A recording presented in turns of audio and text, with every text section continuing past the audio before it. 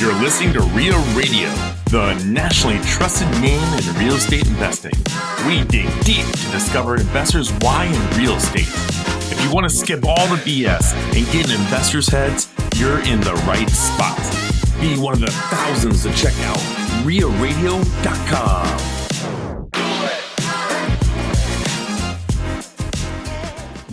Welcome to Real Radio, episode 239. This is the Real Estate Rundown with Owen Dashner and Ted Kosh. Good job, man. One take on that. That's how we do, buddy. We're getting better. You know, after all these years, I like the energy too. Yeah, that was nice. You know what really brought my energy down? What? Is that we recorded such an amazing podcast with John Ulrich. Ulrich. Urich. And he'll laugh when he hears that. And I just want to bring this up because Did you tell him yet? We haven't told him yet. No, because I was hoping that the episode was saved. Yeah. We had technical difficulties. We had a great podcast. And we dug into business and tax liabilities and everything that was there. And that was honestly one of the most fun episodes for me personally. You've been talking about it a while. Yeah, I loved that guy's story, and it is so embarrassing. A, yes, and B, just so disappointing because it was so good. I mean, we could post the video where you get to see our mouths move. Ted and I joked that we need to maybe learn American Sign Language and have that for our closed captioning in case of technical difficulties again. This has happened 3 times, I think. This is the 3rd time, yeah. In 3 or 4 years we've been doing this. Almost 5 years. Really? Yeah. Wow. Yeah. So that really sucks. 2021. I mean, that is a big kick in the junk, and we feel really bad, obviously, for the guest that we had in, who was just an amazing conversation. I mean, I don't even know if we can recreate that if we tried, but it's hard. I know, and because you feel bad about even asking him to come back in and do it, because it's just like, God, it was so good. So it happened to Sanjay Panchal, and that was like in the first 10 episodes or something like that. Yeah, and that was also gold. Yeah, we had a corrupt file at the end of it. Then we started doing backups, but this one didn't matter about the backup because the sound, we had a sound cable issue. So yeah, I didn't. Anyway, that was a big bummer. Anyway, so John, I'm gonna share this with you too, but I don't want to give you a call here after this episode to tell you that it didn't work because it was amazing content, and we really hope to have you back. Yeah, it just sucks. Yeah. So with that being said, yeah, we have Byron Thompson on Wednesday, and he spoke at the RIA. He was a person that I've known for a while. He owns he's one of the owners of the Meraki Real Estate Group. Mm-hmm. He is not your traditional real estate investor, but he is he was unknowingly a motivational speaker. I heard not only from you, unfortunately, I wasn't able to make the event, but not only from you, but I heard from multiple people that he just crushed it. Yeah, on that speaking deal that he did. So yeah, I'm excited to listen to it. I mean, I since I wasn't there, especially. And every time you do these events, I think you will realize when it comes to the mastery event, you end up running around with your head cut off the whole time, and your mind is not focused on the event. It's different if you're in front of the stage the whole time doing the speaking like you do with your Cafe and Cap Rates event. But when you're overseeing an event, you are like, go, go, go. What do I talk about? Here's my notes. And you don't pay attention to the speakers fully. Yeah. And to re-listen to it, it's like hearing it for the first time. Oh, yeah. So I always tell people that are at the re-events, like, oh, it was great. I love what you do. I'm like, I'm glad you guys get something out of this because I get nothing out of most speakers.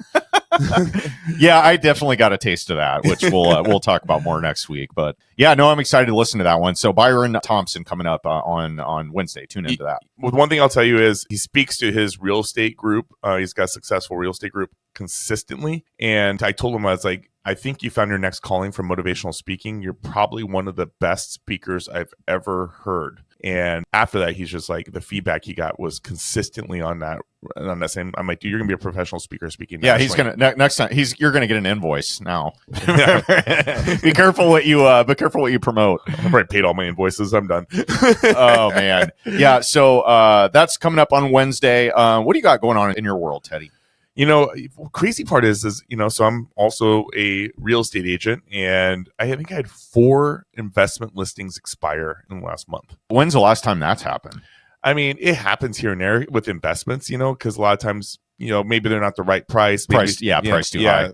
I have certain clients that just want to just keep things up and keep things going. They don't really care. Like, if it doesn't sell at that price, just let it sit, Yeah. And I'm like, okay, whatever, sometimes I just don't give two shits because I don't care about my stats. Right. And I don't care if I get the sale, if it gets a notch on my belt. My clients aren't looking at my real estate stats. Oh, you're not doing TikTok videos on sold same day listed. Yeah, no. Maybe if I had a same day sold listing, I'd probably do it. That's fair. I'll do it on your TikTok though. Dude, so now this is a stark contrast to 4 or 5 years ago when you were you were running around with your hair on fire doing real estate transactions. And that was, I do miss that. Yeah. And it was, so you mentioned this before we hit the record button, but you said that this is way different climate than we were used to when it comes to transactions, because you are not used to having listings. Yeah. Right. Yeah. And so what'd you say? You said your buyer activity it's almost like flip flopped, right? It's totally, I mean, I'm not giving you like specific numbers. This is like around, but honestly, before I would probably have one listing for every 20 plus buyers. Yeah. And now it is completely flipped opposite. I'm literally like having 15, 20 listings to every one buyer client. Yeah. Now somebody's buying those, but I think it's a lot of these like rental houses and stuff, they're traditional buyers are buying them. Mm-hmm. And I'm telling you what, I think it's politics. I think it's interest rates. I think it's the economy. But in the end, they're just chasing away a lot of people that just want to get out of real estate because the rental regulations and everything they're putting on it, it's getting scarier and scarier.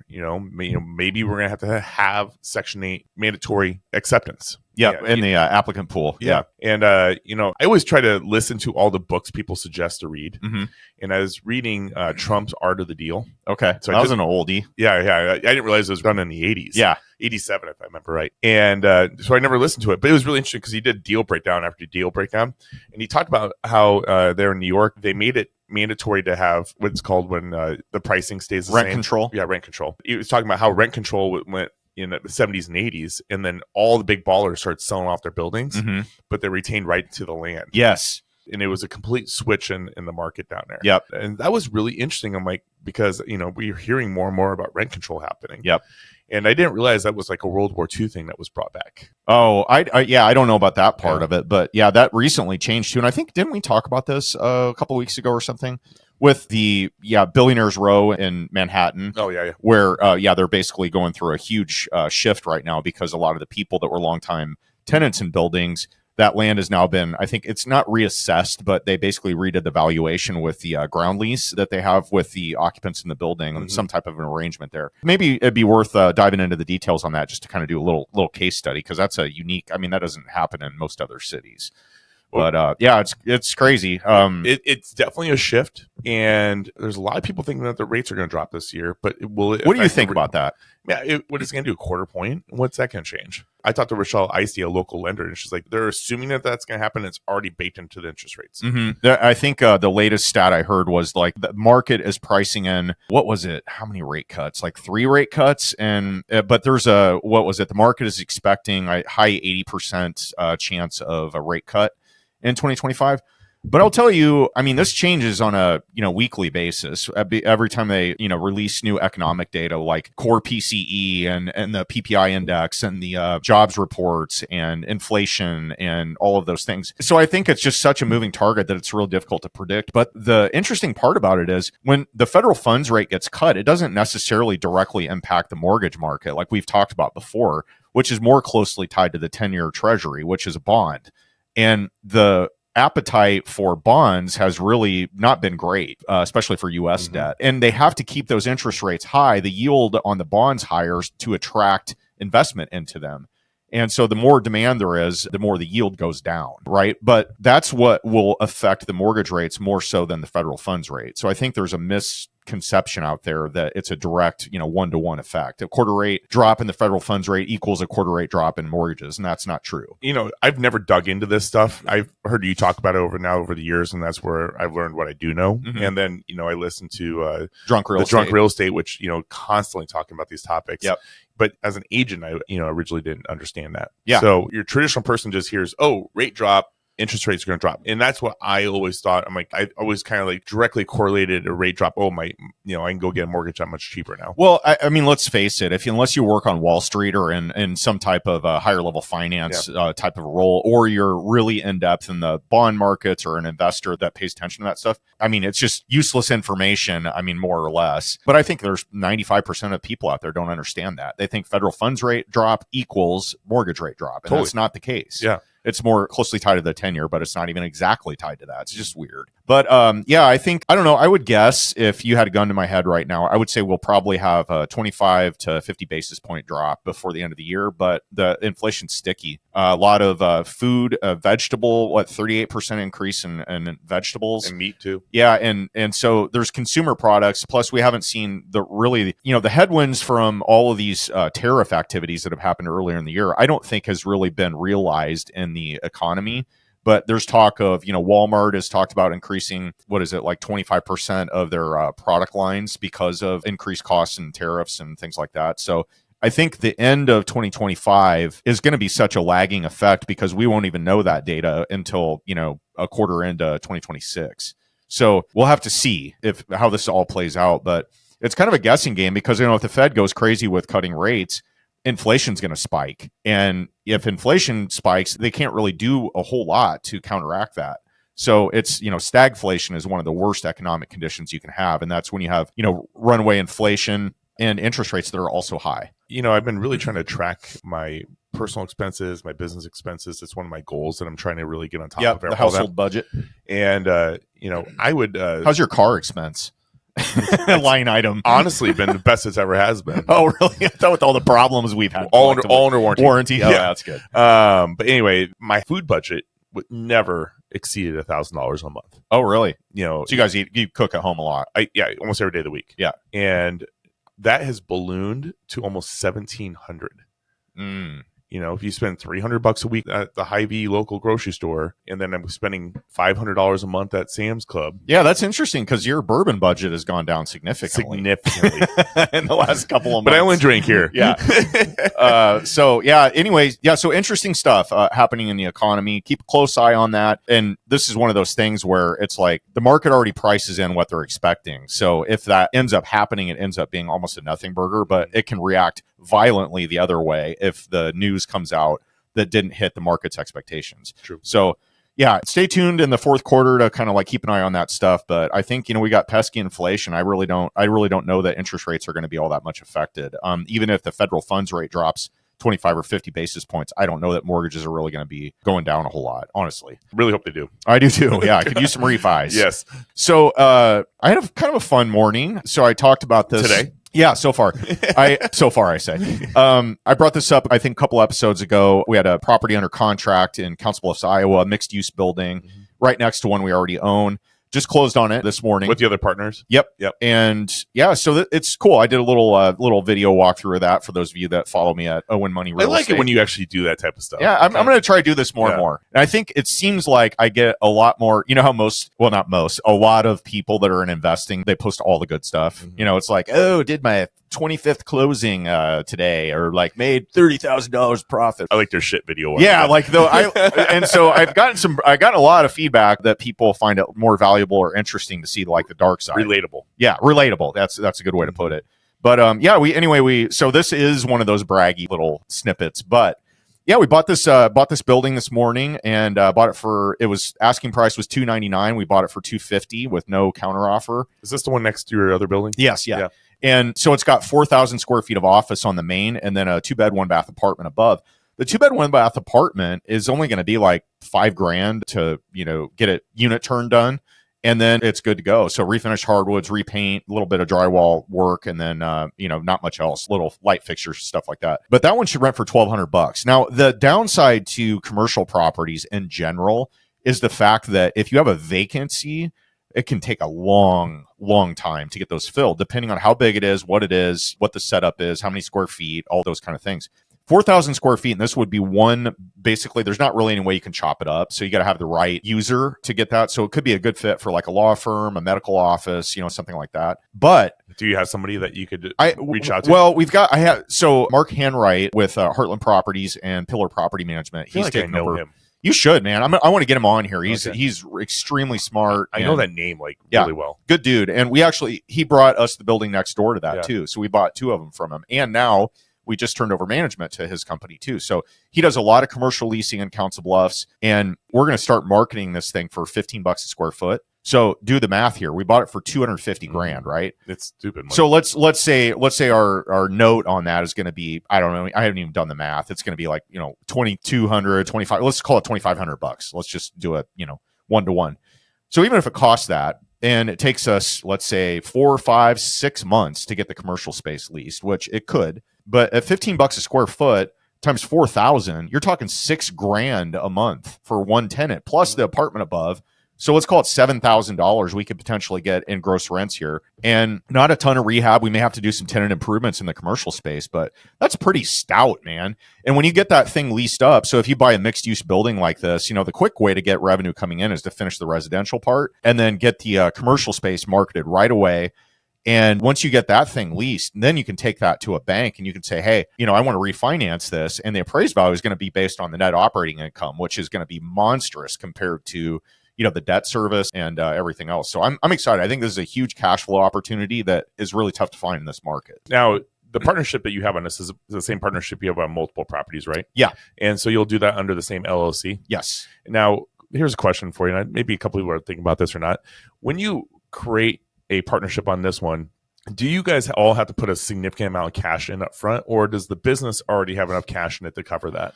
Well, in this case, generally, since we already own another property, and this is the office building that I've talked about before that had the water disaster, we got a pretty substantial insurance claim out of that. Yeah. And that money, part of it was distributed. Some of it's held back for reimbursement on the construction spend. Mm-hmm.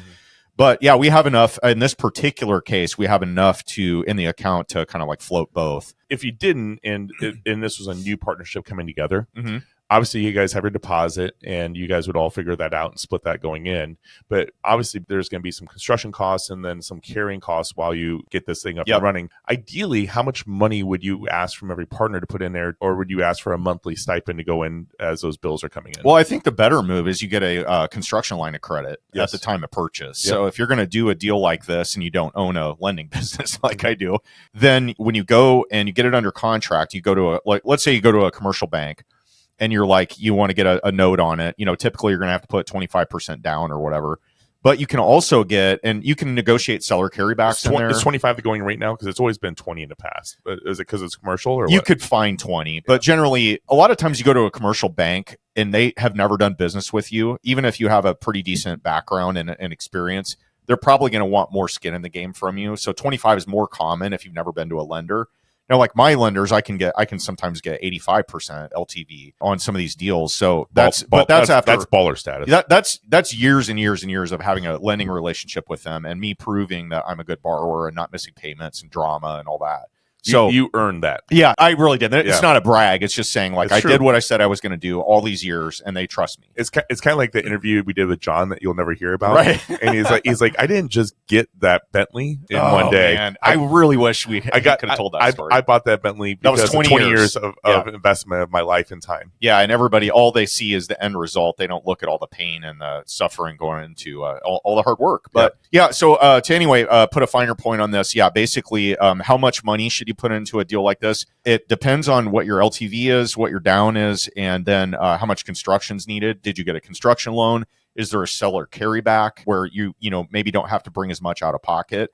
But I would say you have to look at your rehab numbers, so know those going in before the closing, and that'll kind of dictate what your runway is going to be. And then you kind of have to project it out, and you say, okay, stress test this. Let's say my leasing agent on this thinks he can get it rented in 3 or 4 months, the commercial bay, and let's say it takes a year. Mm-hmm. Right. So you got to look at kind of like the worst case and say, we need enough to basically sustain this until we can get the lease in place. And then once that happens, then you can take it out and get a new commercial debt on it, refinance, pull your equity out, and then you're basically free rolling. And it'll still cash flow, like in this case. And this is kind of a unicorn, honestly. And the funny thing is, when Mark took us through this building, we happened to be over at the building next door, the one we've been working on forever. And he's like, hey, did you guys know that building next door is for sale? And we're like, no. So we just popped over there. He got us in. We walked in. And we're like, is this mispriced by like a lot? And the deal was it was an owner occupant, like they had an insurance company there. They owned the building and then they moved. So they don't want it. And they know the value is severely hurt when it's vacant. And that's how we were able to take advantage of that. So we just made a lowball offer and they're like, yep, take it. And I was like, damn it. Should have offered less. But no, it all worked out. I'm thrilled to get it for what we got it for. And I think it's going to be cool. I'm sure we're going to have some unplanned surprises, but there's a $120,000 roof they just put on it. So that was just crazy. Yeah. Right. I mean, just nuts. Yeah. Did you verify that amount of money in the warranty and get it transferred? I did. Yeah. We were able to get the warranty transfer for free, which Mark helped us with too. So it saved us, almost $1,000. Yeah. Right. So anyway, cool deal there. Excited about that. You guys have been listening to me bitch about my various gear grinding travails here over the last several months. But yeah, this was a good one. So I'm excited to see how this one works out. You know, I like it. I think everybody appreciates not seeing the RBF every day.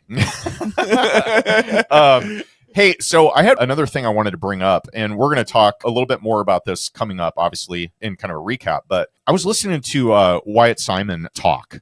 And we kind of got together and we had a little, a little debrief after he got up and spoke at our event. And he dropped, I think, what was a really, really good reminder to people in real estate investing. I think if you're kind of a novice at it and you've been researching it, listening to podcasts, maybe you found Bigger Pockets, maybe you're listening to Ria Radio as a fanboy or fangirl, give us 5 stars. If you have been doing that and you think, man, I want to get passive income. I want it to exceed my expenses, the whole, rich dad, poor dad mantra. But what gets lost in the noise is when you operate in a higher interest rate environment, cash flow is really hard to squeeze out of rental properties, especially with pricing being really sticky, right?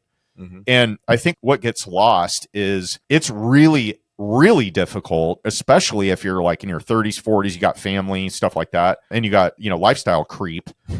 It's really hard to squeeze out enough cash flow if you're just buying several properties, even stringing those together, because then you have CapEx that happens and it's like, where are you going to get the money? You know what I mean? You got to pull it out of somewhere. So his whole reminder, which I've harped on before, but you need to have a business that generates income or chunks of income and invest that money into your real estate holdings. Mm-hmm. And that's what gets lost. People think that the way to do it is they start buying single family homes first, then they get into small multifamily and they're like, oh my God, this is going to take forever. And then they run out of their, nest egg. And then they're like, well, now I'm stuck. But the better way to do it is find something, and it can be real estate related or not even real estate related. But like when I say own a business, I mean, you could have a house flipping business. Mm-hmm. So you're making 30 grand on a flip. Let's say you do 4 of those a year, you want a quarter. And you're going to make 120 grand. That's a great job, right?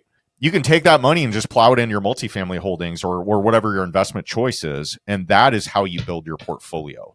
Yeah. Now, when interest rates go nuts and everybody's, getting 3.5%, 4% mortgages, there's a lot more activity. It's easy. Yes. But this is the time you need to really be smart. And this is when really good investors are born right now. Because you can get some deals right now. Yes. And then refinance them when the rates change or... And it's funny too, Ted, and we've talked about this in years past, but the common theme is, oh, I can't wait for interest rates to drop and I'm just going to buy everything. And man, I wish I was around in 2008. You guys are so lucky because you got all the deals and I'd do the same thing. I'd buy everything. What really happens is everybody gets scared. Mm-hmm. When prices are high, the inventory starts creeping up. It's like catching a falling knife. So a lot of people sit on their hands and have much harder time dealing with banks and getting deals done because banks tighten up too. Interest rates go down. That is a direct inverse relationship to what is going on in the economy, right? Yeah. So the rates got as low as they did because they were trying to stimulate the economy after COVID. We had half a year, a full year where businesses basically were shuttering and people couldn't pay rent. They were losing their jobs and all those things. So rates dropped and dropped and dropped and they printed a whole bunch of money. Guess what? All that new money supply resulted in rampant inflation. So interest rates are now ticking up to try and counteract that. Anyway, I'll get off my high horse here, but I totally get it. I mean, that's why there's so many investors selling right now because they're getting scared and trying to drop out. I just want to sell because I want to repivot, but it's not the best time to sell. It is not. Yeah. But that reminder, I'm going to post date this as today's golden nugget. And what else? I'll keep rambling here if you don't mind. I'm kind of on a roll. So I've been looking for a house for my family, right? And we're talking about, moving to Council Bluffs and all this stuff, be closer to school and whatever. And I get all kinds of crap. Remember every time we used to say Council Bluffs, Dunless used to have that little music he'd play? Yeah. The banjo. Council Tucky. But we looked at this. This is funny. So very specific in what we're looking for. So it's very hard to find. I want more land. So, at least a couple acres would be great. More than that would be great. 4-bed. I'd love 4 bathrooms. So I don't have to share a bathroom with a female like I've been doing forever. Your wife? No, I mean, I'm just saying, like, I'd like my own bathroom. You know what I mean? Like where I can go there and it's mine. I don't have to worry about anything. Don't you have like 2 sinks or? We do. That's not what I'm getting at. You know what I'm saying? When you need to go to the bathroom, I like to have it be my own bathroom. Yeah, you don't. Does your toilet have its own little separate room? Yes, in there? yes. See, there you go. But okay, got pooper fans. Anyway, this property hit the market, and I instantly got barraged by I think 6 different realtors sent it to me. And so, who wins? The first one to get my buddy Jay Caffel. He was actually first, so he got us in there yesterday. So I took my oldest daughter and my wife Jen, and we went and looked at this thing. So it's, I'd say similar square footage to what I have now. And that's not that I don't really care about that, but it has a pool, an in-ground pool, and it has a pond that's stocked with bass and like a whole, like it's really, really cool. So there's gonna be so many frogs in your pool. Oh yeah, dude. Okay. So I'm leading up to something here. So it's on about 3.5 acres and it's right in the middle of the city, but it's set back and secluded. Okay. So we can get to my kid's school in like 5 minutes. Like literally, it is a great spot. I just hearing the boxes checked. It's got an outbuilding. I could park my truck there. It's got a 2-car garage attached to the house. Then it's got another garage, and I could put, a golf simulator in there, which is kind of what my, that's on my wish list, and all this stuff. Super cool. We go in the house, and it's a freaking time capsule, and I'm talking like a lot. And the outside, we're talking like big retaining walls that are like railroad ties that have not been paid attention to. So I'm talking, there's a lot of money that you're gonna have to spend to make it modern. And then the outside, the landscaping is freaking overwhelming. I mean, I would have to be one of those guys that hires like a guy to come over and just handle his stuff every week. But so you're gonna retire soon. You got it. Where I'm going with all this is we decided not to put in an offer on it. But here's the funniest part of all this. We go through the house and I don't realize this at the time, but the daughter of the owners of the house, who are in their 70s, is a really good friend of mine. Okay. And so I was walking through the house and I saw her like prom pictures and like high school stuff and when she was a little kid. So I'm taking my phone and I'm taking pictures of these. This is why you should take these pictures down, people. Yeah. So anyway, it was so funny to me that it was her childhood home, and her parents still live there and now they're selling it. But such a cool property. I am really bummed that we can't make it work. Can you get the price right to be able to make it what you want it to be exactly? I would have so much money into that by the time you pay the purchase price plus all the out-of-pocket money that I'm going to have to do to make the interior and exterior. There's got to be a price that would make sense to you. Yeah, it's going to sell. I mean, I don't want to buy a fixer-upper that's going to cost $250,000 to, out of pocket on top of what I already put down on it. Timing's not great for that anyway, for me. So anyway, the search continues. But man, that was just, I went from being so excited to like, that's frustrating. Yeah. So moving sucks. People love our updates. Do they? Well, I think it's time that we wrap this one up. It's been about a half hour, and I think we've gotten some good content out there. Got a great golden nugget, and we have some other good podcasts coming, which we'll be announcing. So stay tuned, people. These are going to be baller episodes. Can't wait. So with that, Owen Dasher, we sign us off. On behalf of Rio Radio, Ted Kosh, and an empty seat, I'm Owen Dashner, and you've been listening to the Real Estate Rundown. Sign off.